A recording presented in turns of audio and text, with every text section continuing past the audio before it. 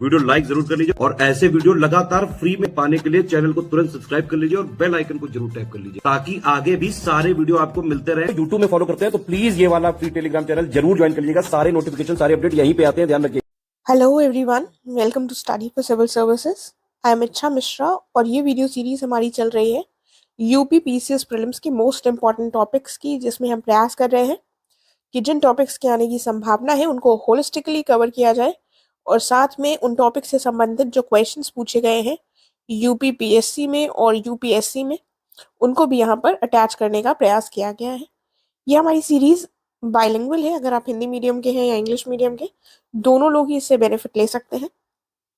And अगर आप इसको रेगुलरली फॉलो करेंगे तो डेफिनेटली आपको बहुत हेल्प होगी। एंड आज का वीडियो स्टार्ट करने से पहले मैं आपको बताना चाहूँगी कि आप हमारे पेड ग्रुप से जुड़ सकते हैं।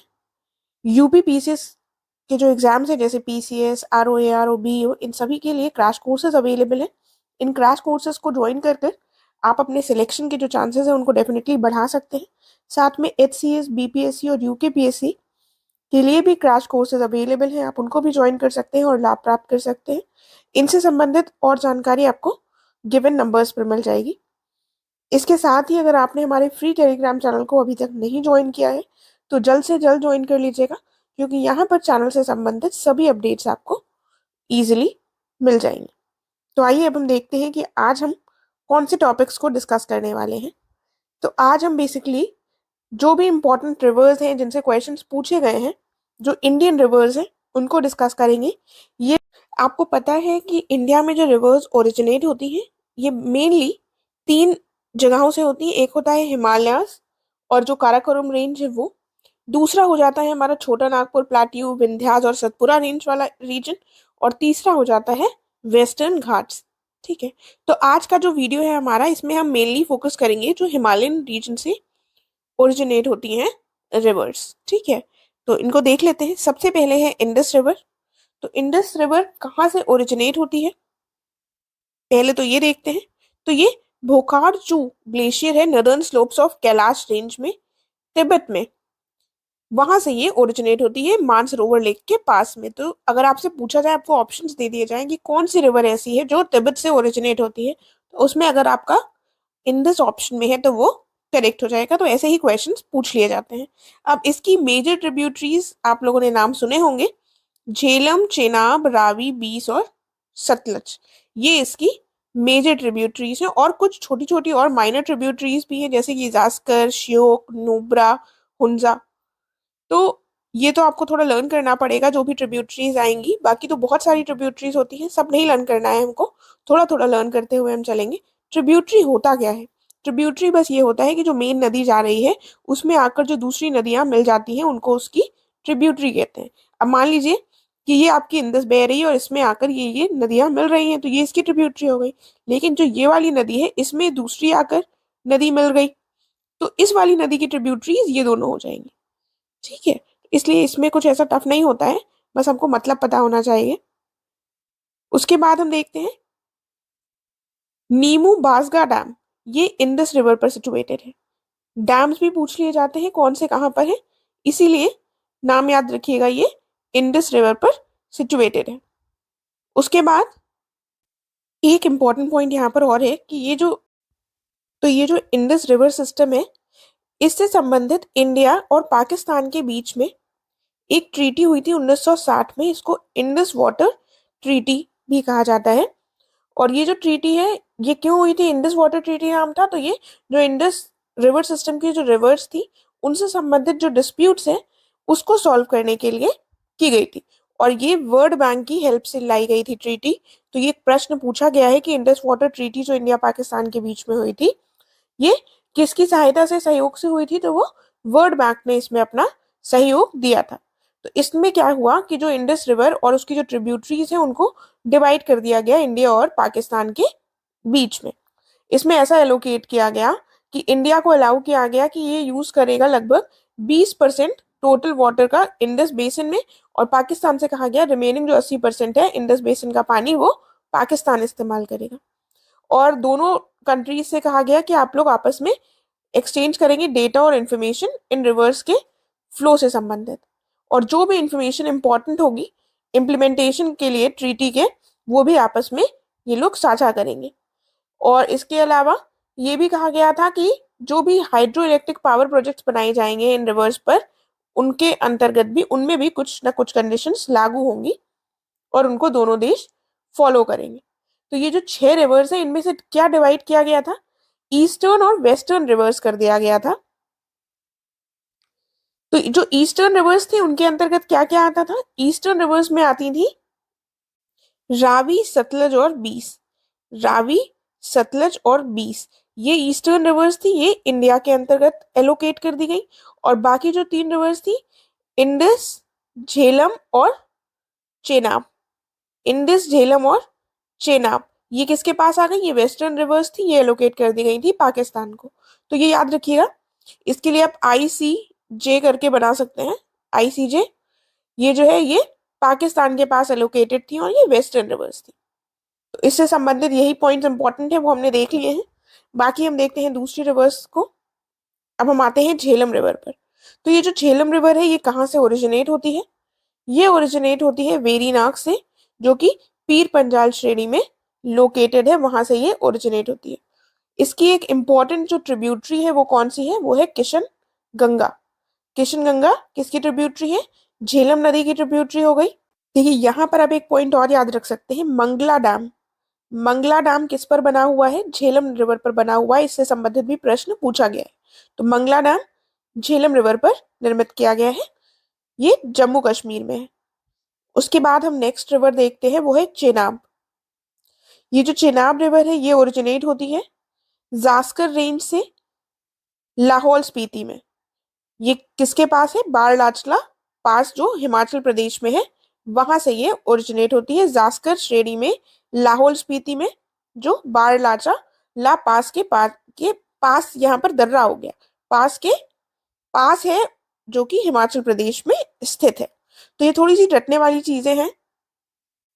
ये ओरिजिनेट होती है जास्कर रेंज से और ये पैरेलल फ्लो करती है पीर पंजाल जो श्रेणी है उसके पांगी वैली से ये होकर गुजरती है, यानी कि ये जास्कर श्रेणी से निकलती है और पांगी घाटी से होते हुए पीर पंजाल श्रेणी के समानांतर पैरेलल बहती है। तो ये चिनाब नदी के बारे में इंपॉर्टेंट पॉइंट हो गया। इसके अलावा इसमें जो डैम्स हैं वो देख लेते हैं। तो ये एक इम्पॉर्टेंट डैम है यहाँ पर बगलिहार, उसके बाद सलल और उसके बाद दुल्हस्ती। तो इन डैम से मैट्रिक में क्वेश्चन पूछे गए हैं, तो आपको ये याद रखने होंगे ये कौन से रिवर पर है, चेनाब रिवर पर है। और ये तीनों ही डैम्स लोकेटेड है जम्मू कश्मीर में। कहाँ पर लोकेटेड है, जम्मू कश्मीर में। तो ये भी पॉइंट याद रखिएगा कि सलल डैम या दुल्हस्ती डैम और बगलिहारी डैम कौन से रिवर पर है, चेनाब पर, और लोकेटेड कहाँ है, जम्मू कश्मीर में। अगला देखते हैं रावी रिवर। ये ओरिजिनेट कहाँ से होती है, ये ओरिजिनेट होती है रोहतांग पास से ये ओरिजिनेट होती है कुल्लू हिल्स में, यानी कि रोहतांग दर्रे के पास ये ओरिजिनेट होती है कुल्लू हिल्स, हिमाचल प्रदेश में।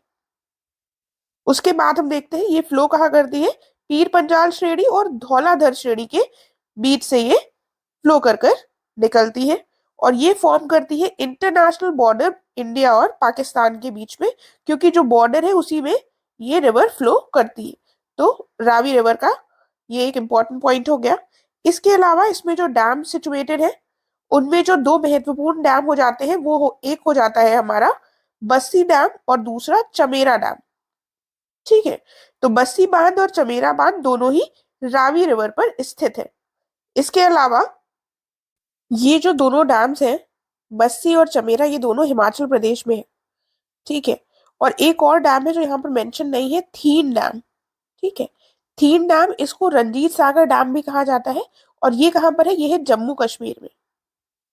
ठीक है, तो जम्मू कश्मीर में है थीन डैम, जिसको रंजीत सागर डैम भी कहा जाता है। उसके बाद हम देख लेते हैं व्यास नदी, यानी कि बीस रिवर। ये भी ओरिजिनेट होती है रोहतांग दर्रे के पास हिमाचल प्रदेश से और ये सतलज नदी से आगे चलकर मिलती है हरिके नामक स्थान पर। ये भी प्रश्न पूछे गए हैं, वही पॉइंट्स हमने यहाँ पर मेंशन किए हैं। तो हरिके पर कौन सी रिवर मिलती है, सतलज से बीस नदी मिलती है। उस पॉइंट को, उस जगह का नाम हरिके है। यहाँ पर एक इंपॉर्टेंट डैम है, वो है पोंग डैम। ये जो पोंग डैम है ये किस में लोकेटेड है? व्यास नदी पर। और ये कहाँ पर है? क्या इसकी लोकेशन है? तो ये भी हिमाचल प्रदेश में है। ठीक है, तो एक क्वेश्चन तो आपसे ये बनता है कि कौन सी नदियां हिमाचल प्रदेश से या फिर कौन सी नदियां इंडिया से ओरिजिनेट होती हैं इंडस रिवर सिस्टम की। तो हमने देखा जो इंडस रिवर है वो itself Indus river system India से ओरिजिनेट नहीं होती है, वो उसका ओरिजिनेशन तिब्बत से है। बाकी जो रिवर्स है जिसमें हमने देखा कि 20 रिवर जो है ये हिमाचल प्रदेश से ओरिजिनेट हो रही है, और हमारी रावी रिवर जो है ये भी हिमाचल प्रदेश से ओरिजिनेट हो रही है। उसके अलावा जो रिवर्स है उनमें हमने क्या देखा कि चेनाब रिवर ये भी हिमाचल प्रदेश से ओरिजिनेट हो रही है, लेकिन जो झेलम रिवर थी ये कहाँ से ओरिजिनेट हो रही है? ये ओरिजिनेट हो रही है वेरीनाग से पीर पंजाल श्रेणी में जो लोकेटेड है, यानी कि ये जम्मू कश्मीर में ओरिजिनेशन इसका देखने को हमें मिलता है। वापस चलते हैं। अब हम अपनी इंडस रिवर सिस्टम के जो लास्ट रिवर है उस पे आ गए हैं, सतलज रिवर। देखिए सतलज का जो ओरिजिनेशन है ये भी हमको तिब्बत से ही देखने को मिलता है। तिब्बत के मानसरोवर झील के पास से ही ये निकलती है। इसके लिए भी ये पॉइंट याद है, दो रिवर्स ऐसी है आई और एस जो कि तिब्बत से ओरिजिनेट होती है इंडस रिवर सिस्टम की जो मेजर रिवर्स है उनमें। और ये भारत में एंटर कहाँ से करती है? तो एक शिपकिला दर्रा है हिमाचल प्रदेश में, वहां से ये एंटर करती है। तो ये प्रश्न भी पूछा गया है कि शिपकिले दर्रे से कौन सी नदी भारत में एंटर करती है? तो कौन सी नदी हो गई? शिपकिला दर्रे से सतलज नदी हो गई। और ये कहाँ पर है? हिमाचल प्रदेश में। इसकी भी लोकेशन आपको पता होनी चाहिए। इसमें कौन से डैम्स लोकेटेड है इंपॉर्टेंट? तो भाखड़ा नांगल डैम के बारे में बहुत बार पूछा गया है। ये सतलज रिवर पर लोकेटेड है और ये हिमाचल प्रदेश में है। इसके अलावा कोल डैम है, नाथपा झाकरी डैम है, ये सारे डैम जो है ये भी सतलज पर लोकेटेड है। ये कहाँ कहाँ पर है तो वो देख लेते हैं एक बार। तो ये दोनों भी हमारे हिमाचल प्रदेश में ही है। ठीक है, तो ये जिसके भाखड़ा नांगल से संबंधित बहुत बार क्वेश्चन पूछा गया है, ये भी हिमाचल प्रदेश में है सतलज रिवर पर, और कोल डैम और नाथपा झाकरी भी सतलज रिवर पर हिमाचल प्रदेश में है। फिर हम आते हैं ब्रह्मपुत्र पर। ब्रह्मपुत्र रिवर सिस्टम भी एक इंपॉर्टेंट रिवर सिस्टम है, तो इसके बारे में पहले इंपॉर्टेंट पॉइंट्स देख लेते हैं। ब्रह्मपुत्र जो है इसको सांगपो नदी भी कहा जाता है। ये ओरिजिनेट होती है चेमा युंगडुंग ग्लेशियर से, जो कि साउथ वेस्ट तिब्बत में लोकेटेड है। इसका जो सोर्स है ओरिजिनेशन का वो इंडस और सतलज के पास में ही है। हम देखते हैं इंडस और सतलज इधर चली जाती है और ब्रह्मपुत्र जो है वो इधर आ जाती है, तभी इसीलिए ये नॉर्थ ईस्ट इंडिया का पार्ट हो जाती है, और ये वाली हमारी नॉर्थ इंडिया के ये टॉप से आती है, या फिर ये हिमाचल प्रदेश से आ रही है, तो पूरा ये नॉर्थ इंडिया में आ रही है और ये हम देखते हैं नॉर्थ ईस्ट इंडिया में आती है। तो लोकेशन ओरिजिनेशन जो पॉइंट्स है वो दोनों के आसपास ही है, लेकिन जो दोनों के डायरेक्शन है वो बिल्कुल अलग है। ये एंटर करती है अरुणाचल प्रदेश से, और जब ये अरुणाचल प्रदेश से भारत में एंटर करती है तब इसको दिहांग कहा जाता है। क्या कहा जाता है? दिहांग।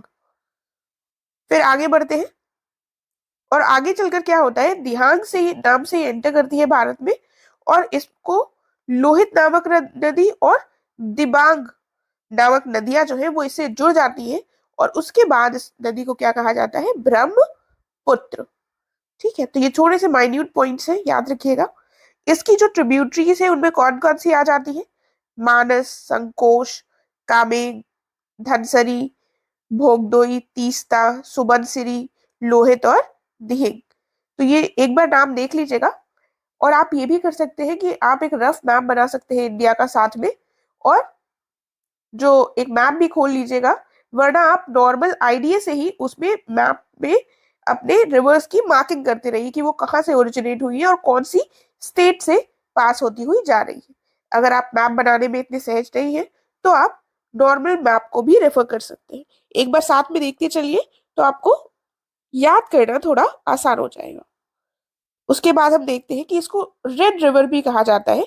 रेड रिवर इसको इसलिए कहा जाता है क्योंकि इसमें थोड़ा सा आयरन कंटेंट मिला होता है, इसीलिए ब्रह्मपुत्र को रेड रिवर भी कहा जाता है।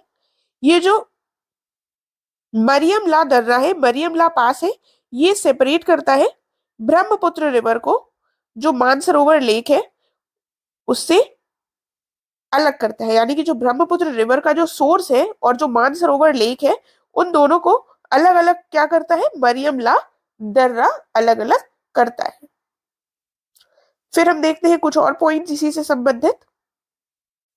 इसको अगर हम देखें तो ये जब फ्लो करती है बांग्लादेश में, तो ये जमुना के नाम से फ्लो करती है, और आगे चलकर जब ये गंगा नदी में मिल जाती है तो इसको मेघना कहा जाता है। देखिए थोड़े से कंफ्यूजिंग हो सकती है ये सारी चीजें, तो मैं आपको बता देती हूँ। आप समझ लीजिए कि ये ब्रह्मपुत्र स्टार्टिंग में जब आती है तो इसको क्या कहा जाता है, सांगपो। फिर यहाँ पर आ जाता है हमारा, ये मान लीजिए इंडिया, ठीक है। यहाँ पर इसने इंडिया में अरुणाचल प्रदेश से एंटर किया, तो इसको हमने कहा दिहांग। आगे चलकर इसमें लोहित, एक नदी आई लोहित, एक नदी आई दिबांग, ये दोनों जब मिल गई, उसके बाद इसको हमने क्या कहा, ब्रह्मपुत्र। फिर यहाँ पर हमारा ये बांग्लादेश आ जाता है। तो ये बांग्लादेश में जब घुसती है, एंटर करती है, तो इसको हम कहते हैं जमुना, यानी कि इस पोर्शन में ये क्या है, ब्रह्मपुत्र। यहाँ पर ये सांगपो थी, यहाँ पर ये दिहांग थी, और ये दो नदियां यहाँ पर लोहित और दिबांग मिली, तो ये इसके साथ मिलकर ब्रह्मपुत्र बन गई। और ये जब बांग्लादेश में एंटर कर रही है तो इसको हम क्या कहते हैं, जमुना। और जमुना जब इधर से हम आगे अभी देखेंगे, गंगा आती है, तो गंगा आकर जब जमुना में मिल जाती है, तो आगे चलकर ये जो नदी बनेगी जमुना और गंगा के मिलने से, तो वो नदी कौन सी हो जाएगी हमारी, मेघना। ठीक है, उसको हम मेघना कहेंगे। तो ये आसान सी चीज है, अगर आप समझ पाए हो तो। ऐसे इसका नाम परिवर्तित होता रहता है, और इससे प्रश्न भी पूछा गया है। उसके बाद हम देखते हैं, दो रिवर आइलैंड्स हमें ब्रह्मपुत्र में देखने को मिलते हैं, एक है माजुली और एक है उमानंद। जो माजुली है ये लार्जेस्ट रिवर आइलैंड है, और जो उमानंदा है ये स्मॉलेस्ट रिवर आइलैंड है। इनके नाम याद रखिएगा। गुवाहाटी जो कि असम में है, और ये कहाँ पर लोकेटेड है, ये ब्रह्मपुत्र के बैंक में लोकेटेड है। ऐसे प्रश्न भी पूछे गए हैं कि कौन से शहर कौन सी रिवर के बैंक में लोकेटेड है, तो हमें ये पता होना चाहिए गुवाहाटी जो है ये ब्रह्मपुत्र रिवर की बैंक में लोकेटेड है। उसके बाद Subansiri hydro electric power project और Kameng hydro electric power project, ये अरुणाचल प्रदेश में लोकेटेड है। कहाँ पर है, अरुणाचल प्रदेश में। सुबनसिरी और कामेंग ये दोनों ही हमने देख चुके हैं कि ये ब्रह्मपुत्र की ट्रिब्यूटरीज है। तो Subansiri hydro electric power project कौन सी रिवर पर है, सुबनसिरी। और Kameng hydro electric power project किस रिवर पर होगा, कामेंग। इसी में ये रिवर्स के नाम इंक्लूडेड है, और ये दोनों ही अरुणाचल प्रदेश में लोकेटेड है, याद रखिएगा। उसके बाद हम आते हैं तीस्ता रिवर पर। जो ये तीस्ता रिवर है, इसका ओरिजिनेशन कहाँ से होता है, तो ये ओरिजिनेट होती है सो लामो लेक से, सिक्किम में। सो लामो लेक सिक्किम से इसका ओरिजिनेशन होता है, और इसकी जो एक मेजर ट्रिब्यूटरी है वो है रंगीत रिवर। रंगीत रिवर इसकी मेजर ट्रिब्यूटरी है, और ये रंगीत रिवर तीस्ता को ज्वाइन करती है त्रिवेणी में। कहाँ पर, त्रिवेणी में। तो इससे संबंधित ये पॉइंट्स इंपॉर्टेंट हो गए।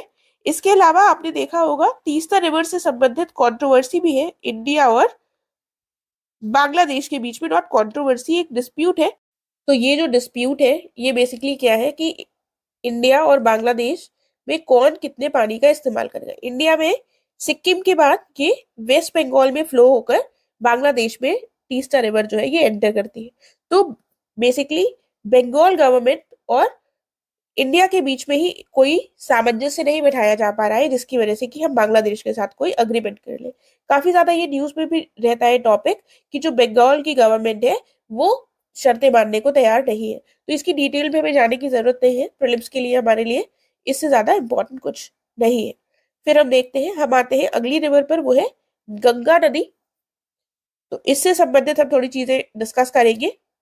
ये भागीरथी से ओरिजिनेट होती है, भागीरथी के रूप में ओरिजिनेट होती है गंगोत्री ग्लेशियर से, जो कि गौमुख में है। तो शुरुआत कहाँ से होती है, भागीरथी गंगोत्री ग्लेशियर गौमुख में जो लोकेटेड है वहां से ये भागीरथी के रूप में निकलती है। और एक बहुत ही इंपॉर्टेंट डैम है तेहरी डैम, जिसके लिए कहा जाता है कि ये अर्थक्वेक प्रोन जोन में भी है, इसीलिए इस पर काफी ज्यादा विवाद रहते हैं। तो ये भागीरथी रिवर पर ही लोकेटेड है, जो कि उत्तराखंड में है। उसके बाद हम देखते हैं कि जो भागीरथी रिवर है ये मर्ज करती है अलकनंदा रिवर से देवप्रयाग में, और तब ये बन जाती है गंगा नदी। ठीक है, और उसके बाद ये जो 5 फेमस प्रयाग्स है इनके बारे में हम देखेंगे और इनसे संबंधित प्रश्न भी पूछे गए हैं। प्रयाग क्या होता है पहले ये देख लेते हैं। ये बेसिकली जहां पर ये जो होली रिवर्स है यहाँ कर मिलती है उसको प्रयाग कहा जाता है, उस जगह को प्रयाग माना जाता है। ये जो कन्फ्लुएंस ऑफ रिवर्स हुआ उसको प्रयाग कहा जाता है। तो ये 5 प्रयाग है। सबसे पहले कौन सा प्रयाग है? विष्णु प्रयाग। विष्णु प्रयाग में अलकनंदा और धौली गंगा रिवर्स मिलती है। तो ये याद करते हुए चलिएगा, विष्णु प्रयाग में कौन मिलता है? Alaknanda plus Dhauli Ganga, A D मिलते हैं विष्णु प्रयाग में। उसके बाद हम देखते हैं नंद प्रयाग। नंद प्रयाग में फिर से कौन मिलता है? अलकनंदा के साथ नंदाकिनी रिवर मिलती है। तो ये हो गया हमारा नंद प्रयाग। आगे बढ़ते हैं, उसके बाद आता है हमारा कर्ण प्रयाग। तो सब में अलकनंदा रिवर कॉमन है और कर्ण प्रयाग में मिलते हैं अलकनंदा प्लस पिंडार गंगा रिवर मिलती है। उसके बाद रुद्रप्रयाग में अलकनंदा प्लस मंदाकिनी रिवर मिलती है और देव प्रयाग में अलकनंदा प्लस भागीरथी रिवर मिलती है। तो इस तरह से आप ऐसे प्लस करके अपने अगर कुछ शॉर्टकट में लिख लेंगे तो शायद आपको याद रहेगा, इसीलिए मैंने यहाँ पर लिख दिया है। तो इनके नाम याद रखिएगा, प्रयाग से संबंध डायरेक्टली क्वेश्चन पूछा गया है। उसके बाद अब हम देखते हैं गंगा नदी की ट्रिब्यूटरीज। तो ऐसे तो बहुत सारी ट्रिब्यूटरीज है, जो भी इंपॉर्टेंट वाली है वो हम देखेंगे। राइट बैंक ट्रिब्यूटरीज और लेफ्ट बैंक ट्रिब्यूटरीज, मतलब कि अगर ये नदी जा रही है तो जो राइट से मिलेगी वो राइट बैंक ट्रिब्यूटरी हो जाएगी, जो राइट से मिलेगी वो राइट बैंक, जो लेफ्ट से मिलेगी वो लेफ्ट बैंक ट्रिब्यूटरी। ठीक है, तो इसमें ऐसा कुछ डिफिकल्ट नहीं है। राइट बैंक ट्रिब्यूटरीज कौन कौन सी है? यमुना, सोन, पुनपुन, फाल्गु और दामोदर। इसके बाद लेफ्ट बैंक ट्रिब्यूटरीज में कौन कौन सी आ जाएगी? राम गंगा, गोमती, घाघरा, गंडक, कोसी। ये सारी लेफ्ट साइड से आकर मिलेगी, इसीलिए लेफ्ट बैंक ट्रिब्यूटरी से। कई बार क्वेश्चन को टफ बनाने के लिए वो राइट बैंक और लेफ्ट बैंक ट्रिब्यूटरी अलग अलग से पूछ सकते हैं। फिर हम देखते हैं ये जो गंगा नदी है ये प्लेन्स पे कहाँ से एंटर करती है? हरिद्वार से। तो ये अभी तक ये हिल से आती है और प्लेन वाला जो एरिया है वो हरिद्वार से ये एंटर करती है। और यूपी में कहाँ से एंटर करती है गंगा रिवर? तो ये बिजनौर से एंटर करती है। कहाँ से? बिजनौर से। और जहां पर गंगा नदी यमुना से मिलती है वो कौन सा स्थान है? वो है हमारा प्रयागराज। और यहाँ पर 3 नदियों का संगम माना जाता है, जिसमें से एक है सरस्वती भी है। फिर हम देखते हैं कि ये जो रिवर है ये पूरी बहती हुई एंड में जाकर ये फरक्का नामक स्थान में, जो कि वेस्ट बंगाल में है, वहां पर इसका विभाजन हो जाता है। ये 2 पार्ट्स में डिवाइड हो जाती है। एक पार्ट जो है वो चला जाता है हमारा बांग्लादेश में और दूसरा पार्ट वेस्ट बंगाल में ही रहता है और इधर चला जाता है। तो जो वेस्ट बंगाल वाला पार्ट है उसको भागीरथी हुगली कहा जाता है और जो बांग्लादेश में पार्ट चला जाता है वो पद्मा नदी के नाम से ये एंटर करती है। और फिर यहाँ से हम देखते हैं कि ब्रह्मपुत्र आ रही है और ब्रह्मपुत्र का क्या नाम है? ब्रह्मपुत्र बांग्लादेश में जमुना के नाम से आती है और ये जो गंगा नदी है जो कि पद्मा के नाम से आती है बांग्लादेश में, ये दोनों जब मिल जाती है तो आगे चलकर एक नई नदी बनती है जिसका क्या नाम है? मेघना।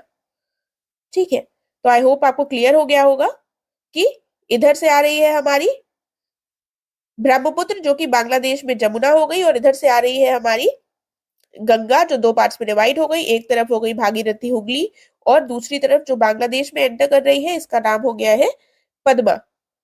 ठीक है, और दोनों जब मिल जाएंगी ये आगे बढ़ेगी तो ये हो जाएगी मेघना। राइट, तो इसका ये याद रखिएगा।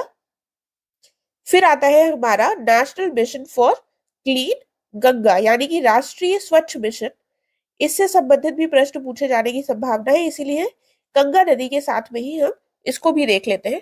इसको स्टार्ट किया गया था 2011 में और सोसाइटीज रजिस्ट्रेशन एक्ट 1860 के अंतर्गत ये रजिस्टर किया गया था। क्लीन गंगा नाम से ही समझ में आ रहा है ये राष्ट्रीय अभियान था जिसके माध्यम से जो गंगा नदी है उसको स्वच्छ करने का प्रयास किया गया।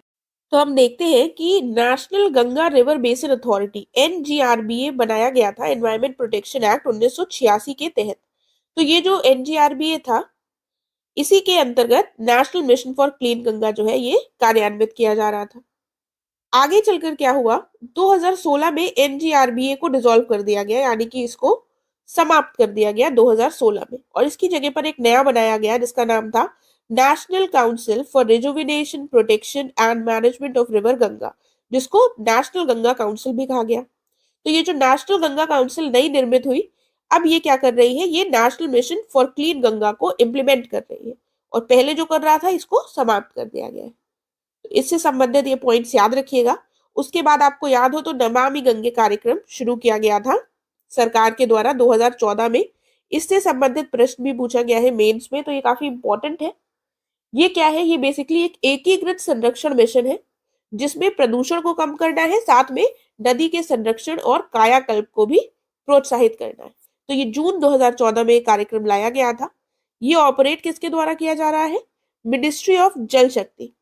मिनिस्ट्री ऑफ जल शक्ति के अंतर्गत department of water resources river development and Ganga rejuvenation जो डिपार्टमेंट है, इसके अंतर्गत ये कार्य कर रहा है। इसको इम्प्लीमेंट कौन कर रहा है, ये जो इम्प्लीमेंट कर रहा है तो ये एनएमसीजी यानी कि national mission for clean Ganga के तहत, और जो उसके स्टेट में जो ऑर्गेनाइजेशन है उनके तहत ये इम्प्लीमेंट किया जा रहा है नमामि गंगे प्रोग्राम। फिर हम देखते हैं यमुना नदी। देखिए, तो ये जो यमुना नदी है ये कहाँ से ओरिजिनेट होती है, ये यमुनोत्री ग्लेशियर से बंदरपूछ पीक के पास से ओरिजिनेट होती है, जो कि गढ़वाल रीजन में है। इसकी जो इंपॉर्टेंट ट्रिब्यूटरीज है वो कौन कौन सी है, ऋषि गंगा, उमा, हनुमान गंगा, टोन्स, हिंडन, चंबल, सिंध, बेतवा, केन। ठीक है, तो ट्रिब्यूटरी से संबंधित भी क्वेश्चन आते हैं, तो थोड़ा सा याद रखिएगा। इसके अलावा यमुना नदी के किनारे पर कौन कौन से शहर बसे हुए हैं ये देख लेते हैं। देखिए, गंगा नदी के किनारे के शहर हमने नहीं डिस्कस किए हैं। बेसिकली हम गंगा नदी में थोड़ा सा आगे वाले वीडियोस में ये देखेंगे कि उत्तर प्रदेश के जो शहर हैं वो कौन कौन सी इंपॉर्टेंट शहर कौन कौन सी नदी के किनारे बसे हुए हैं। तो गंगा नदी के किनारे हम जो शहर है इंपॉर्टेंट, तब हम डिस्कस कर लेंगे उत्तर प्रदेश के पॉइंट ऑफ व्यू से। फिलहाल हम यमुना में देख लेते हैं। बागपत, दिल्ली, नोएडा, मथुरा, आगरा, फिरोजाबाद, इटावा, हमीरपुर, प्रयागराज, ये सारे जो शहर हैं ये यमुना नदी के बैंक पर स्थित है, तो याद रखिएगा इनको। उसके बाद हम देखते हैं चंबल नदी। चंबल नदी कहाँ से ओरिजिनेट होती है, ये जानापाव हिल से ओरिजिनेट होती है, जो कि विंध्यान रेंज मध्य प्रदेश में है। अब ये यमुना नदी को ज्वाइन कब करती है, इटावा में ज्वाइन करती है। ये प्रश्न भी पूछा गया है कि कहां पर ये ज्वाइन करती है, तो इटावा में करती है। इस पर एक इंपॉर्टेंट डैम है, वो है गांधी सागर डैम, जो कि मध्य प्रदेश में है। और राणा प्रताप सागर और जवाहर सागर डैम्स भी इंपॉर्टेंट डैम्स हैं, जो कि चंबल नदी पर है। ये दोनों कहां पर है, राजस्थान में। तो एक ये है मध्य प्रदेश में इंपॉर्टेंट, और ये दो है राणा प्रताप और जवाहर राजस्थान में, और ये मध्य प्रदेश में। फिर हम कुछ क्वेश्चंस देख लेते हैं जो इनसे संबंधित पूछे गए हैं। पहला प्रश्न है हमारा, which of the following is are the tributary of Brahmaputra, Dibang, Kameng, Lohit. तो आपने अगर देखा हो, याद हो आपको, तो ये तीनों ही हमारी ब्रह्मपुत्र की ट्रिब्यूटरीज हैं। तो करेक्ट आंसर क्या हो जाएगा, ऑप्शन डी। आगे बढ़ते हैं, अगला प्रश्न देखते हैं। अब हमको तीस्ता रिवर के संबंध में स्टेटमेंट्स दिए हुए हैं। पहले में कहा गया है कि सोर्स जो है तीस्ता रिवर का ये सेम है ब्रह्मपुत्र की तरह, और ये फ्लो करती है सिक्किम से। दूसरे में कहा गया है जो रंगीत रिवर है ये ओरिजिनेट होती है सिक्किम से, और ये ट्रिब्यूटरी किसकी है, तीस्ता की। फिर अगला पॉइंट है कि रिवर तीस्ता जो है ये फ्लो करती है बे ऑफ बंगाल में, और बॉर्डर ऑफ इंडिया और बांग्लादेश में ये फ्लो करती है इसकी सीमा पर, और जाकर फिर ये बे ऑफ बंगाल में गिर जाती है। तो यहाँ पर हमारा जो करेक्ट होगा वो क्या हो जाएगा, केवल दूसरा स्टेटमेंट हमारा यहाँ पर सही है, क्योंकि आपको पता है कि ब्रह्मपुत्र रिवर जो है वो हमने देखा था ये तिब्बत में ओरिजिनेट हो रही है, जबकि जो तीस्ता रिवर है ये सिक्किम में ही ओरिजिनेट होती है, फिर वहां से फ्लो कर बंगाल में जाती है, वेस्ट बंगाल में, उसके बाद बांग्लादेश में। और रिवर रंगीत जो है ये सिक्किम में ओरिजिनेट हो रही है, और तीस्ता की ये ट्रिब्यूटरी है, बिल्कुल सही हो जाएगा। और तीसरे में क्या दिया हुआ है कि ये फ्लो करेगी, जाकर ये गिरेगी बे ऑफ बंगाल में, और इंडिया बांग्लादेश के बॉर्डर में ये फ्लो करती है। तो ये यहाँ पर बे ऑफ बंगाल में जाकर नहीं गिरेगी, क्योंकि ये आगे जाकर मर्ज हो जाएगी हमारी ब्रह्मपुत्र से। ठीक है, तो करेक्ट आंसर केवल ऑप्शन बी होगा। अगला प्रश्न देखते हैं एक और। लिखा है कि रिवर गंगा जो है ये एंटर करती है उत्तर प्रदेश में कौन से डिस्ट्रिक्ट से, बिजनौर से, मेरठ से, सहारनपुर से या फिर जेपी नगर से। तो ये भी पॉइंट हमने डिस्कस किया था अभी ऊपर, बिजनौर से ये एंटर करती है, ऑप्शन ए करेक्ट हो जाएगा। फिर आगे क्या दिया हुआ है, रिवर गंगा जो है ये एंटर करती है बांग्लादेश में by which of the following names.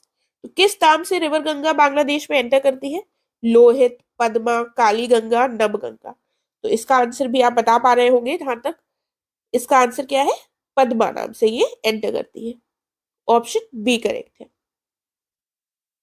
अगला क्या दिया हुआ है, भागीरथी और अलकनंदा जो रिवर्स है ये कहां पर मिलती है। तो ये भी मैंने आपको याद कराने का प्रयास किया है, देवप्रयाग में मिलती है, कर्णप्रयाग में, विष्णुप्रयाग में या फिर रुद्रप्रयाग में। क्या आंसर हो जाएगा इसका, देवप्रयाग में मिलती है, ठीक है, ऑप्शन ए। फिर हम देखते हैं एक और प्रश्न, इसमें क्या लिखा हुआ है कि इनमें से कौन सी नदी जो है वो ट्रिब्यूटरी नहीं है यमुना की। तो अब आपको पता होगी तभी आप बता पाएंगे कि ट्रिब्यूटरी है या नहीं है। बेतवा, चंबल, केन, रामगंगा। तो जो ट्रिब्यूटरी नहीं है वो है रामगंगा। ये तीनों ही यमुना की ट्रिब्यूटरीज हैं। करेक्ट आंसर यहाँ क्या हो जाएगा, ऑप्शन डी करेक्ट हो जाएगा। फिर हम देख लेते हैं अपना आज का करंट अफेयर का टॉपिक जो हम एक डिस्कस करते हैं। इसमें हम डिस्कस करेंगे आज UN world water development report 2023 की जो ये आई है। रिपोर्ट से संबंधित प्रश्न अक्सर पूछ लिए जाते हैं, इसीलिए हम इसको देख रहे हैं। ये जो रिपोर्ट है इसका टाइटल है partnership and cooperation for water. ये यूनेस्को के द्वारा पब्लिश की गई है, यूएन वाटर के बिहाफ पर यूनेस्को ने इसको पब्लिश किया है। और ये भी पूछ लिया जाता है कि कौन से ऑर्गेनाइजेशन ने कौन सी रिपोर्ट पब्लिश की है, तो ये भी याद रखिएगा। और 22 मार्च को हम सेलिब्रेट करते हैं वर्ल्ड वाटर डे, और इसी दिन प्रत्येक वर्ष इस रिपोर्ट को रिलीज किया जाता है। 2023 में जो ये वर्ल्ड वाटर डे 22 मार्च को मनाया गया है, इसकी थीम क्या रखी गई है, accelerating the change to solve the water and sanitation crisis. Accelerating the change to solve the water and sanitation crisis. देखिए ये हिंदी में देख लीजिएगा, बाकी कई बार यही स्टेटमेंट आपको हिंदी में लिखी भी दिख जाएगी, इसीलिए इसको ध्यान से याद रखिएगा। और ये जो वर्ल्ड वाटर डे है ये कब से हम मना रहे हैं, 1993 से इसको सेलिब्रेट किया जा रहा है। तो ये सारे पॉइंट्स वर्ल्ड वाटर डे के संबंध में ध्यान रखिएगा, क्योंकि ऐसे क्वेश्चंस पूछे गए हैं ऑलरेडी। फिर हम देखते हैं ये जो रिपोर्ट आई है इसमें कुछ पॉइंट्स हैं इंपॉर्टेंट, उनको देख लेते हैं। इसमें क्या कहा गया है कि वर्तमान में जो प्रोग्रेस हो रही है SDG 6, SDG 6 किससे संबंधित है, ये हमारे क्लीन वाटर से संबंधित है। इस रिपोर्ट में कहा गया है वो जो प्रोग्रेस है वो ट्रैक पर नहीं है, मतलब सही नहीं चल रही है इसमें प्रोग्रेस। उसके बाद क्या कहा गया है, 26% जो हमारी ग्लोबल पॉपुलेशन है इसके पास एक्सेस नहीं है सेफ ड्रिंकिंग वाटर का। उसके बाद 46% जो हमारी पॉपुलेशन है ये लैक कर रही है एक्सेस टू सेफ सैनिटेशन, यानी कि सुरक्षित स्वच्छता तक इसके पास पहुंच नहीं है। इसके अलावा एक दो पॉइंट्स और देख लेते हैं। क्या कहा गया है कि वाटर यूज जो है ये इंक्रीज हो रहा है ग्लोबली, प्रत्येक वर्ष ये 1% से बढ़ रहा है, और पिछले 40 वर्षों में प्रत्येक वर्ष ये 1% से निरंतर बढ़ता रहा है। और कहा गया है कि ऐसा एक्सपेक्टेड है कि इसी रेट पर ये 2050 तक इसमें वृद्धि होती रहेगी जो वाटर यूज हो रहा है। और 10% जो हमारी ग्लोबल पॉपुलेशन है ये हाई या फिर क्रिटिकल वाटर स्ट्रेस में रह रही है, यानी कि तनाव में रह रही है, वाटर इसको प्रॉपरली अवेलेबल नहीं है। देखिए वैसे तो ये रिपोर्ट से संबंधित ऐसे क्वेश्चंस डायरेक्टली नहीं पूछे गए हैं, लेकिन स्टेटमेंट में क्वेश्चन आ सकता है कि इस रिपोर्ट में क्या पॉइंट्स है, तो इसलिए आप एक बार देख लीजिए। और बाकी तो ये रिपोर्ट का जो डेटा है वो हमारे मेंस के लिए इंपॉर्टेंट हो जाता है। इसके साथ हमारा ये कंप्लीट हो गया है। अगर आपके पास कोई भी क्वेश्चन या क्वेरी है तो आप पूछ सकते हैं कमेंट कर। मैं ट्राई करूंगी उसको रिजॉल्व करने का। आगे हम और भी रिवर्स को भी कंप्लीट करेंगे जितनी भी इंपॉर्टेंट है। तो अब हम नेक्स्ट वीडियो में मिलेंगे। Thank you so much. अगर आपको अच्छा लगा है तो प्लीज इसको लाइक कीजिएगा और अपने फ्रेंड्स के साथ जरूर शेयर कीजिएगा। Thank you.